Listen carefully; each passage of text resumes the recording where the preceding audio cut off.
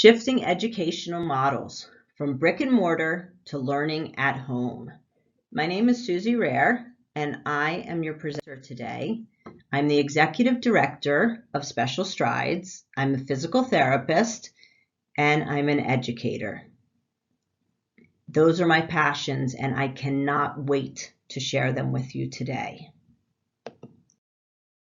Elaine Mumau is an occupational therapist, and she has 20 years of homeschool experience as a parent educator. Unfortunately, she is not here today, but she has left me with an amazing deck of slides for this PowerPoint. So let's get started. I have 5 specific objectives that I want to leave you with today, but I also really want to give you an overview of what is my purpose in being here with you today. My purpose is to empower you with knowledge, to empower you with information about the connection between sensory processing and the learn at home model, and how understanding sensory processing for you and for your child will help to facilitate the learn at home experience. So let's get down to specifics. I want to assist parents in navigating the learn at home model. I want to introduce the elements of sensory processing, connect sensory processing to learning at home, to provide the tools to make the transition smoother, to shrink the change and promote that sense of success.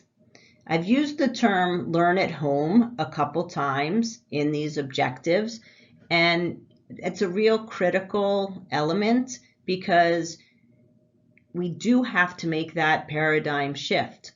You left the support and the structure of the brick and mortar, and now you're in a learn at home phase. And you don't have that same structure. You don't have that same support. So in some instances, what's been sent home is very structured and has very specific things to do it. And that can be a challenge.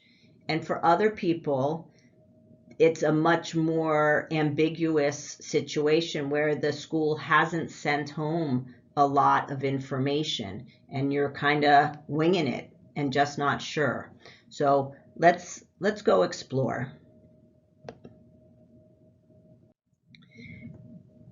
I love this picture of the roller coaster because it is exactly how many people are feeling right now.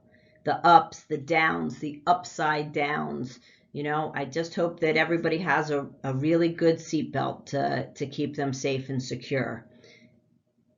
But besides the analogy of the up and down, for me, one of the most salient things is once that ride starts, it can't stop until it comes to an end.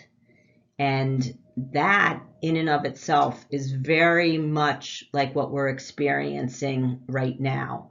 We know the start, and we know we're somewhere along that ride, but we just don't know where the end is.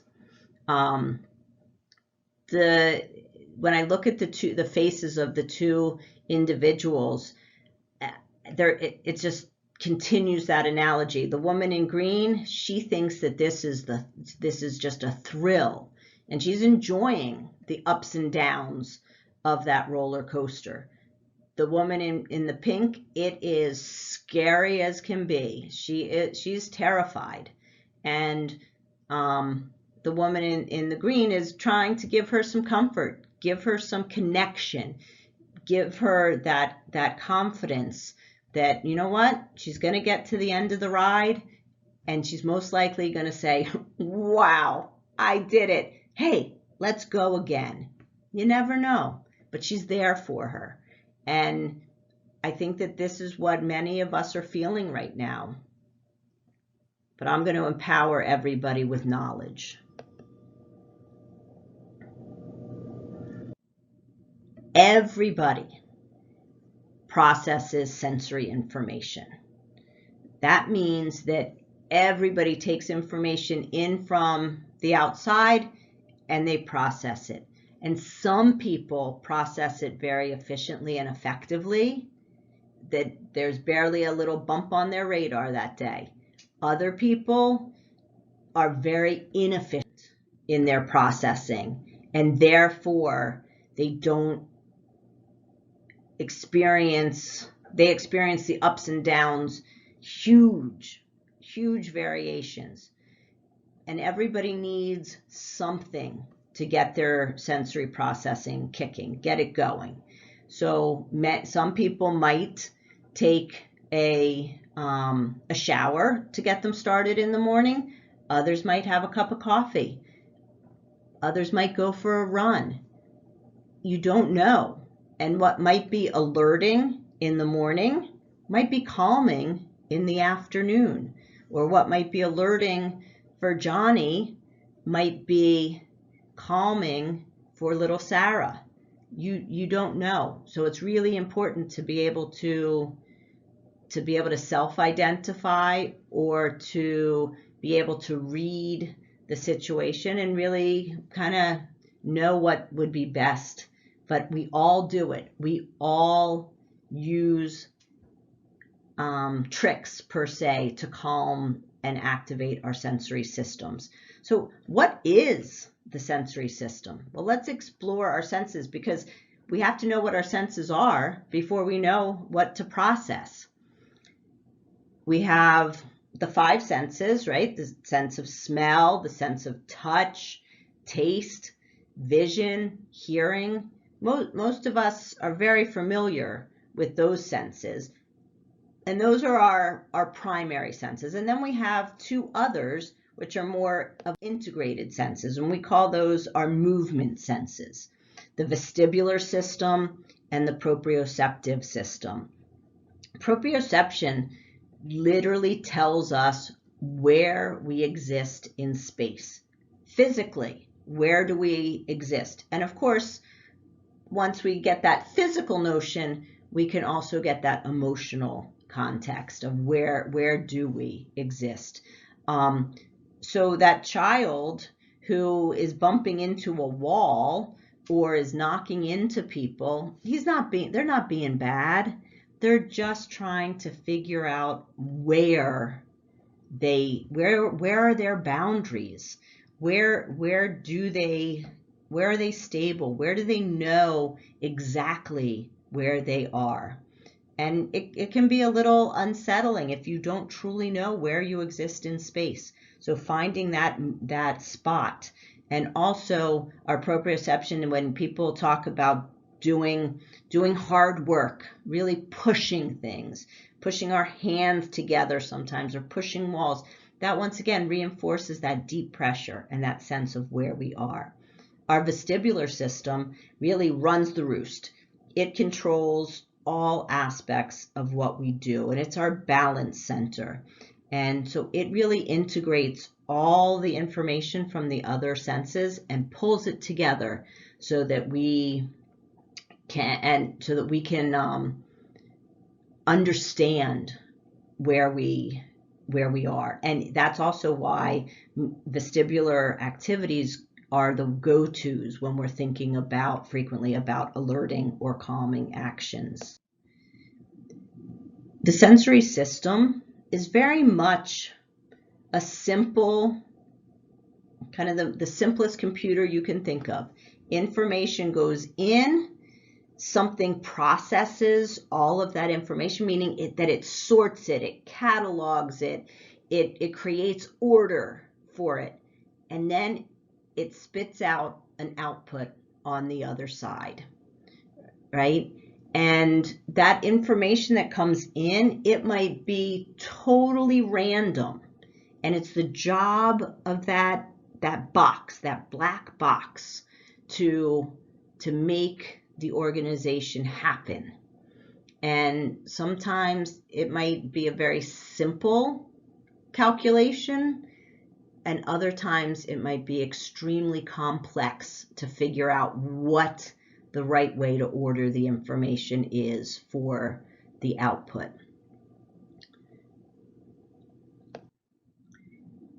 One way that we can help to figure out how that output works is by using these 3 simple questions. The questions themselves are simple, but understanding how to use the questions and to use them effectively takes a lot of practice. I use these questions in every day, many times in a day, and I use them differently depending on what role I am doing. It could be my role as a therapist. It could be my role as a clinical educator teaching PT students. It could be as the executive director overseeing staff and programs, or it could be as a parent. These 3 questions are like my lifeblood. They're essential. And they're, what do I see? What does it mean? And what do I do? So for what do I see, it's really as simple as that. Your observational skills. What is happening at this moment? And that doesn't mean only look at the challenges. That very much means to look at the bright spots. Look at the things that are perfect, are going right. Because oftentimes the clue is actually in that keen observation of what's happening when everything is right and when everything just feels good. What's going on at that time? Those are going to be the clues as to what's going to help us as we go down the line when we're looking at a challenging example. So I'm going to give us an example, okay, and we're going to go through all of the 3 steps of what do I see, what does it mean, and what do I do. So imagine your child has been sitting at their workstation and everything seems to be going really smoothly. And then all of a sudden you see like all of this fidgety random movement, or you see them with their hands on their head, or they might be struggling, or they might be calling out and talking or vocalizing, and you know that it's not right, okay? And the main thing that you see is all this movement. But if you look closely to the whole environment, you might look and you see that the clock says 11:45. And then you have to kind of make up a story and say, it's 11:45 and Johnny is looking really distressed. You have a couple choices. You could try to figure it out, or you could yell at Johnny to sit still. But most likely, if we delve into what does it mean instead of jumping into doing something, we may find a better solution, or at least an alternative solution. So it's 11:45. It might mean, wow, it's getting really close to lunch. They must be really hungry. Or it might mean they've been sitting still since, I don't know, 9 o'clock, 10 o'clock, maybe even only since 11 o'clock, but 45 minutes for that child might be a long time. So we could, if we're going under the assumption that they're hungry, because we know that they need to eat at 12, maybe if we bring a tiny snack, then they'll be able to finish and they'll be done at 12 and we can have our lunch. Or maybe they've been sitting for too long and a big stretch break or a deep breathing might be all it takes to reset their thermostat, so to speak. So what do I do really depends on an understanding of what does it mean? And what does it mean is only going to have its broadest basis when you see all of the picture, not just seeing the most salient features. So I hope that everybody takes these three critical questions home with them today and puts them in their back pocket and pulls them out all day long, because that's how many times you're going to use it. Okay, so what do I see? What does it mean? And what do I do? All three. Okay.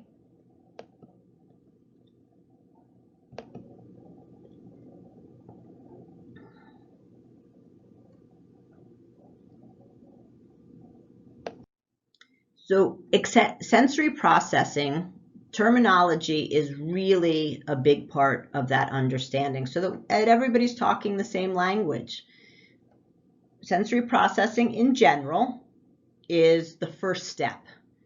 Then we get to regulation, organization, and the just right zone.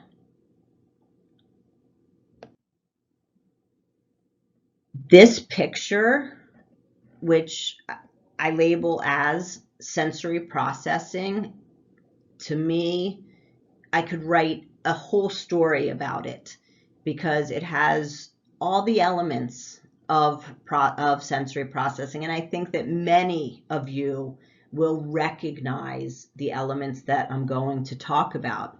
There's visual information. If we could be in the picture itself, we'd hear all of the auditory information, from horn honks and tire screeches and the chatter on the sidewalk. I'm sure there's smells, and there is, we're not going to go into tastes, but we might have a lot of smells that make our mouth water in there. But let's just focus on the vision for a minute. We have one side of the road where everything is coming at us, which can be very, very intimidating. And in this picture, you see it as a blur. And that might be how kids process, especially when their processing is challenged. When they process that information coming at them, it could be a blur, or it's so intimidating to them that they try to make it a blur so that they lessen the impact. Whereas the information on the other side is all going away from us.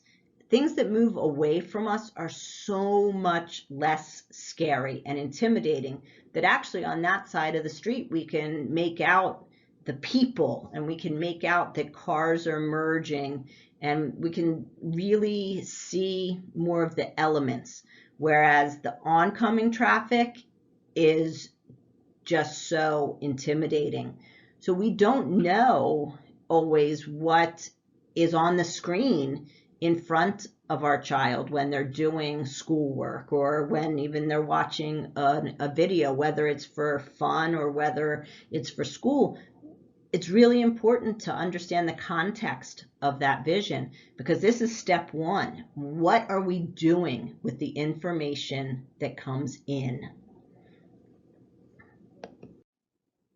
The second phase is regulation, and that's when the information gets into that black box and we're starting to make sense of it. And the first thing that we need to do to make sense of it is to eliminate as much as we can. So in this picture, we don't have any flashing lights. We don't have really anything dotting the landscape other than the barren landscape unto itself. But it's got a destination. We're heading down that path. And even though the path might meander a little bit, it's heading in the right direction. But we've taken away all of the extra stimulation of it because it's just too much. So we need to really think about that busy street versus this quiet. and kind of try to process the needs to transition from chaos into regulation. But we can't stay in that mountain region because there are things out in the world that we have to process. There is visual stimulation, there is noise, so we have to go from that regulated phase into organization so that which is where we can use the information. Okay, so this highway, it's a 2-lane highway. It's got, you can see much more of the oncoming traffic, much more traffic in general, but not as much as that first slide. And there's things in the environment. And this kind of road has rules of the road. We have, you drive on the right, you pass on the left. These are the rules that we can follow, that give us guidelines and help to allow us to stay in that organized manner, because that's our goal, is to be able to stay in organization. And when we stay in organization, we call that staying in the just right zone. And mind you, I didn't say the just right line. That's a very small space to be in if it's a line. It's a zone, which means that it's a space.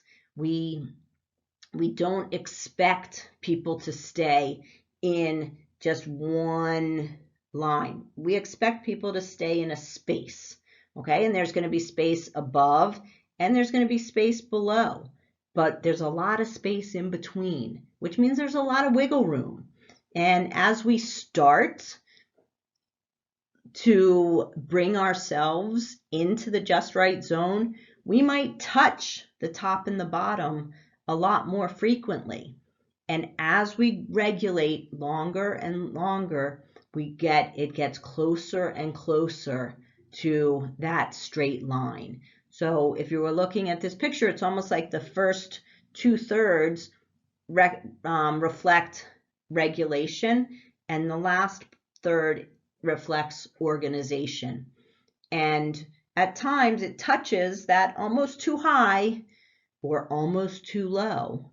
And when we're too high, we need to find those calming things to help us come back down into that zone. Or if we're too low, how can we come up into that zone? And people fluctuate all day long, but what's important is to be able to stay within that target zone. And it's not just important for our children to stay in that zone, but it's important for us as adults to recognize what that zone feels like, what that zone is like, and to be able to exist together in that zone, and to know that if one of us extends into that too high and the other is way down here in that too low, we've got to make a correction. So this is a wonderful video of the synchronization of metronomes, and I'd like you to watch.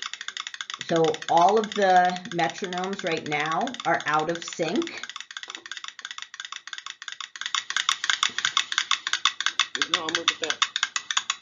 And then he puts it up on a dynamic surface so that there's that influence of the vestibular system. It took a little while, but now they're in sync.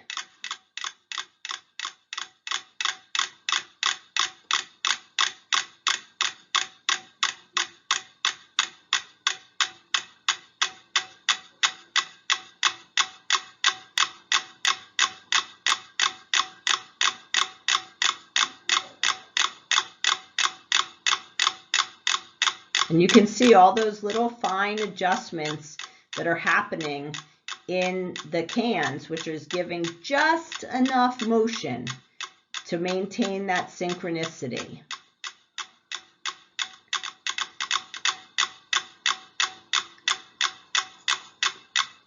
And let's see what happens when they lose that influence.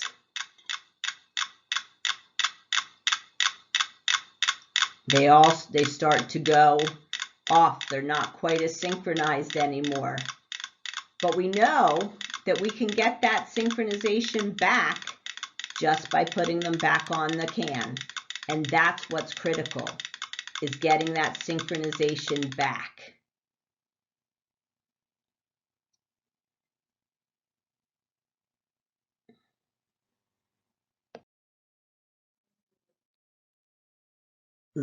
Let's talk about exploring shrinking the change. We all know that it's very hard to manage a huge obstacle. But if we could break that obstacle down into smaller elements, it would be much, much more manageable. We would be able to tackle it much easier. So we'll think about how we could shrink the change.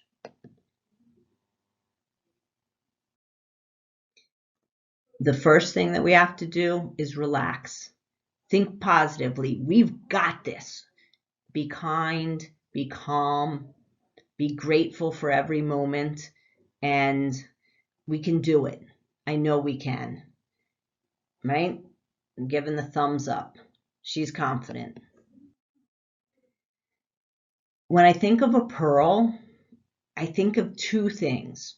One is that pearl of wisdom, that essence. Whenever I go to a course or teach a course, I want people to leave with a pearl, and I want a take-home message of a pearl. But there's also another connection with pearls. Pearls are created due to an irritant. It could be a grain of sand. It could be an intruder. Anything like that that's an irritant. And slowly it builds these layers on top of the irritant until it becomes this beautiful gem. And we want to take that image and hold on to it, because we can make beauty out of crisis, out of chaos, out of challenges.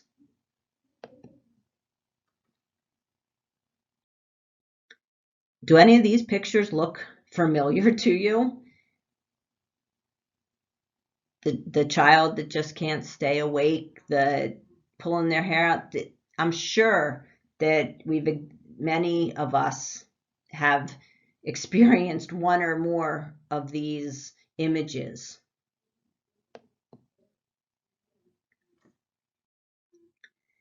Dr. Bruce Perry talks about the 3 R's: regulate, relate, and reason.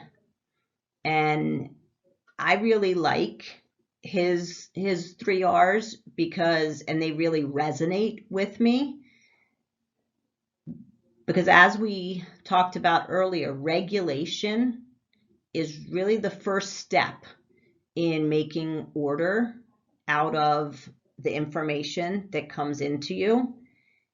The second R, relate. We need to be able to relate to each other, and that doesn't necessarily mean on just a verbal communication level. That means, is my person relating to your person? Does co-regulation exist? Does my breath influence your breath? And in all of these pictures, the two people are in synchrony with each other, just like we saw the metronomes, right? And when we have regulation, when we have relationship, we can have reason, and we can explain things, and an individual can hear things. An individual that is not regulated and is not relating to us, they can't reason yet. So before we start to kind of beat our heads because they're not listening or something, we have to stop and think. Are they regulated? Are they relating to me right now? And if those two answers aren't yes, then we can't reason yet. So we need to go back to the beginning and figure out, how can I get an individual back into the just right zone, back into regulation and organization before I can get to relationship or reason. Very, very critical. And speaking of how do we get back into that regulation and relationship point of view, perhaps what we need to do is take 5 deep breaths. We need to reset. So let's do 1 or 2 right now, just to really feel the depth of a deep breath. So I want everybody to sit back, close your eyes, take a deep breath in, and I like to expand my arms when I do it.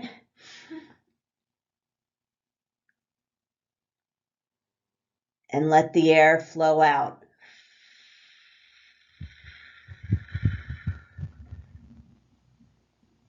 And deep breath in.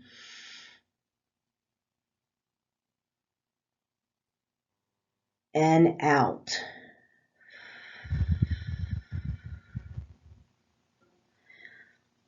So even if you're in a situation where you don't think that perhaps it's socially appropriate to take that time, you could still take that deep breath in your own space and have that own quiet moment to help you to move forward. I love this picture because it reminds me of the love that everybody has for each other and the strength of that bond. And that is kind of sandwiched on the other side of the just right zone, helps to create a foundation and almost like the borders of the zone for an individual. And then within the safety of that zone, we can shift perspectives, we can create routines, we can create special spaces and find the beauty in real life learning.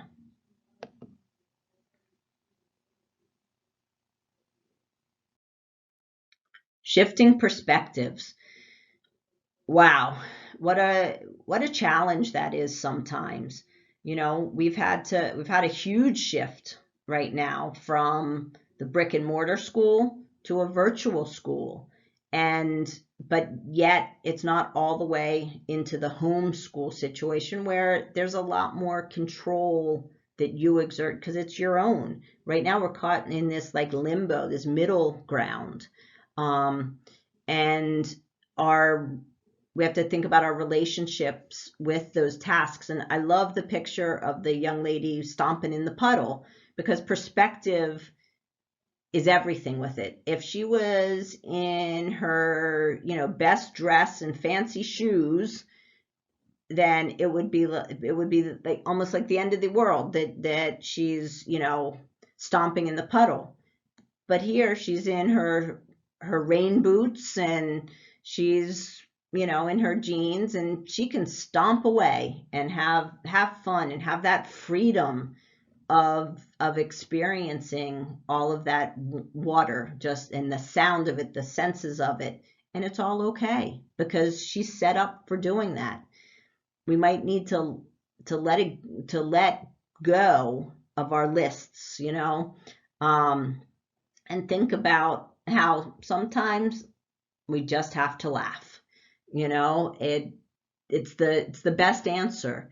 And one thing that helps us with that laughter at times is pausing, because when we pause, we allow the information to go from one part of our brain to the other. And in that second part of the brain, things are processed more slowly. And we need that pause so that we don't act in an irrational manner. It's kind of like going from irrational part of our brain to the rational part of our brain. And that lets us at times see the humor in things. So sometimes when you're ready to just yell or to have an explosive response, take that deep breath. Let it help you to shift perspectives and you might find the humor in something. Create routines. The alarm clock sometimes is our best friend, and sometimes it's our worst enemy. It really depends. But creating routines can really help everybody to stay focused. But we also have to recognize that there also needs to be some inherent flexibility, some individualization of that to allow for that creative space. And neither answer is right or wrong. Structure versus creativity and kind of freedom of movement.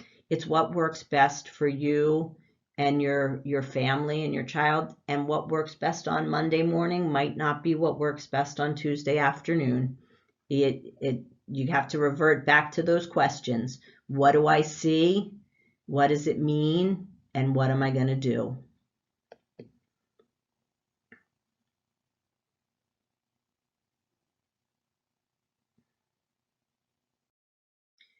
Creation of special spaces is really important.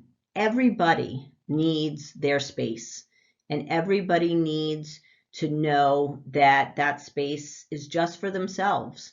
And even if it's a small space, because a child wants to know where they exist, so they need those confines.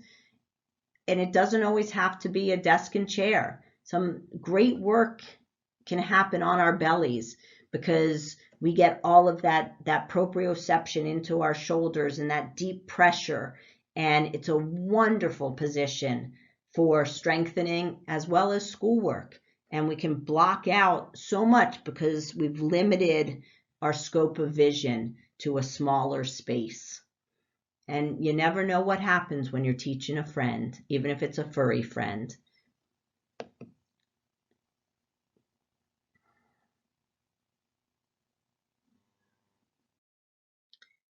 Real life learning is so critical for carryover, for making sure that the connection between why am I doing this and what is it going to mean is so important. And sometimes it gives you as the educator an opportunity to explore new things for yourself also, and giving those life skills and making those connections to things, and just looking at the world in a whole new way, and allowing for mistakes to happen, allowing for that creativity and that spontaneous learning.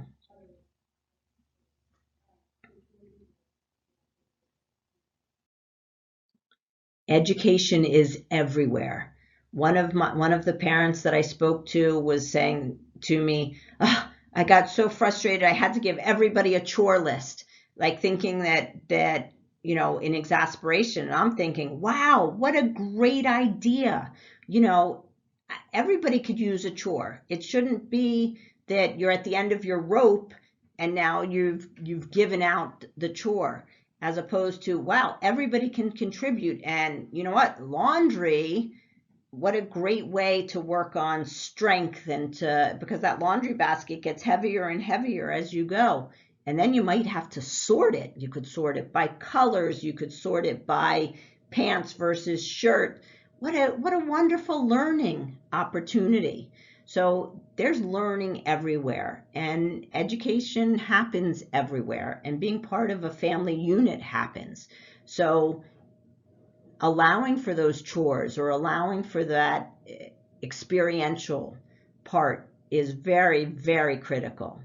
And, let the children live up to the expectation, as opposed to, they're never going to be able to do it. Well, you know what? I'm sure with some support, or even maybe without some support, a little bit of mess, but you'd be amazed at what they can accomplish if just given the opportunity.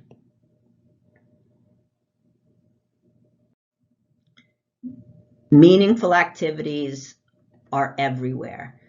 I love the little boy with the cars, because maybe he's a child who was assigned a sorting activity, and he just couldn't make it happen on the computer, but his mom was really smart, or his dad, and they said, you know what, I bet you that we could organize your cars, and voila, you have the same information and in a whole different way.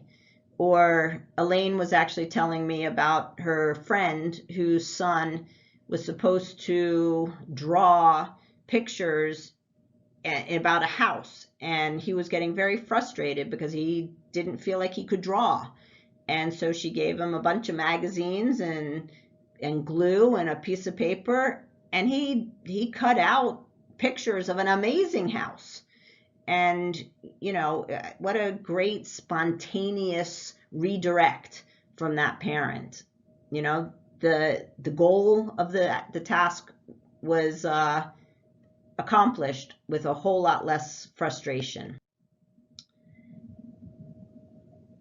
There are a lot of alternative resources, and the main thing is know that they're out there. There are wonderful museum and zoo tours, and there's the Khan Academy, which has like academic modules, and a lot of others, but don't allow yourself to be overwhelmed by them. They'll be there whenever you have time, and it doesn't have to be today or tomorrow. You might never get to them, and that's okay. Just know that they exist. Look for those pearls. You'll find them. You probably don't even have to look far, and you'll find those pearls of wisdom. You'll find the beauty of what happened when that nice layer was established. And most of all, just think about, you've got this. You can conquer that roller coaster and enjoy the ride. Thank you.